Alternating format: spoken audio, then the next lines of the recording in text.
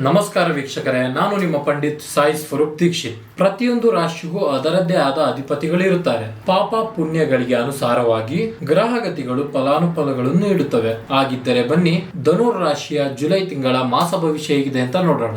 ಧನುರ್ ರಾಶಿಯವರಿಗೆ ಜುಲೈ ತಿಂಗಳ ಆರಂಭದಲ್ಲಿ ಪ್ರತಿಯೊಂದು ಕ್ಷೇತ್ರದಲ್ಲೂ ಅನಿರೀಕ್ಷಿತ ಯಶಸ್ಸು ಸಿಗಲಿದೆ. ಅಲ್ಲದೆ ಅವರ ಮಾತು ನಡವಳಿಕೆಯನ್ನು ನಿಯಂತ್ರಿಸಬೇಕು. ಮನೆ, ಕುಟುಂಬ, ಕೆಲಸದ ಸ್ಥಳಗಳಲ್ಲಿ ಜನರ ಸಣ್ಣ ಮಾತುಗಳನ್ನು ನಿರ್ಲಕ್ಷಿಸುವುದು ಉತ್ತಮ. ಧನುರ್ ರಾಶಿಯವರಿಗೆ ತಿಂಗಳ ಆರಂಭವು ಮಂಗಳಕರವಾಗಿರುತ್ತದೆ. ಈ ಸಮಯದಲ್ಲಿ ನಿಮ್ಮ ವೃತ್ತಿ ಹಾಗೂ ವ್ಯವಹಾರವನ್ನು ಅಭಿವೃದ್ಧಿಪಡಿಸಲು ನೀವು ಉತ್ತಮ ಅವಕಾಶವನ್ನು ಪಡೆಯುತ್ತೀರಿ. ವ್ಯಾಪಾರಕ್ಕೆ ಸಂಬಂಧಿಸಿದಂತೆ ಮಾಡಿದ ಪ್ರಯಾಣವು ಮಂಗಳಕರವಾಗಿ ಈ ಸಮಯವು ಕೌಟುಂಬಿಕ ಜೀವನಕ್ಕೂ ಸಹ ಮಂಗಳಕರವಾಗಿರುತ್ತದೆ. ನಿಮ್ಮ ಪ್ರೀತಿಯನ್ನು ಯಾರಿಗಾದರೂ ಬಹಳ ಸಮಯದಿಂದ ಹೇಳಲು ಯೋಚಿಸುತ್ತಿದ್ದರೆ ಈ ಸಮಯವು ಸೂಕ್ತವಾಗಿದೆ. ಅವಿವಾಹಿತರಿಗೆ ವಿವಾಹವಾಗಲು ಈ ತಿಂಗಳು ಸೂಕ್ತವಾಗಿದೆ. ಜೀವನ ಸಂಗಾತಿಯಿಂದ ದೊಡ್ಡ ಆಶ್ಚರ್ಯಕರ ಉಡುಗೊರೆ ಅಥವಾ ಒಳ್ಳೆಯ ಸುದ್ದಿ ಕೇಳಬಹುದು. ತಿಂಗಳ ಎರಡನೇ ಭಾಗದಲ್ಲಿ ಕೆಲವರನ್ನು ಕಣ್ಮುಚ್ಚಿ ನಂಬುವುದನ್ನು ತಪ್ಪಿಸಬೇಕು. ಇಲ್ಲದಿದ್ದರೆ ನಷ್ಟಗಳು ಉಂಟಾಗಬಹುದು. ಯಾವುದೇ ಯೋಚನೆ ಹಾಗೂ ಷೇರು ಮಾರುಕಟ್ಟೆ ಇತ್ಯಾದಿಗಳಲ್ಲಿ ಹಣವನ್ನು ಬುದ್ಧಿವಂತಿಕೆಯಿಂದ ಹೂಡಿಕೆ ಮಾಡಿ.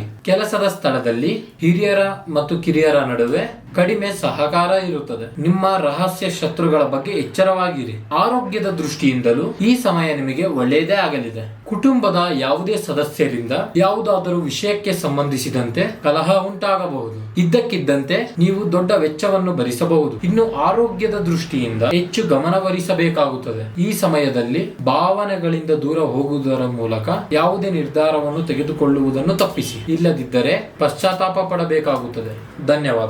ನಮಸ್ಕಾರ ವೀಕ್ಷಕರೇ, ನಾನು ನಿಮ್ಮ ಪಂಡಿತ್ ಸಾಯಿ ಸ್ವರೂಪ್ ದೀಕ್ಷಿತ್. ಪ್ರತಿಯೊಂದು ರಾಶಿಗೂ ಅದರದ್ದೇ ಆದ ಅಧಿಪತಿಗಳಿರುತ್ತಾರೆ. ಪಾಪ ಪುಣ್ಯಗಳಿಗೆ ಅನುಸಾರವಾಗಿ ಗ್ರಹಗತಿಗಳು ಫಲಾನುಫಲಗಳನ್ನು ನೀಡುತ್ತವೆ. ಹಾಗಿದ್ದರೆ ಬನ್ನಿ, ಧನುರ್ ರಾಶಿಯ ಜುಲೈ ತಿಂಗಳ ಮಾಸ ಭವಿಷ್ಯ ಹೇಗಿದೆ ಅಂತ ನೋಡೋಣ.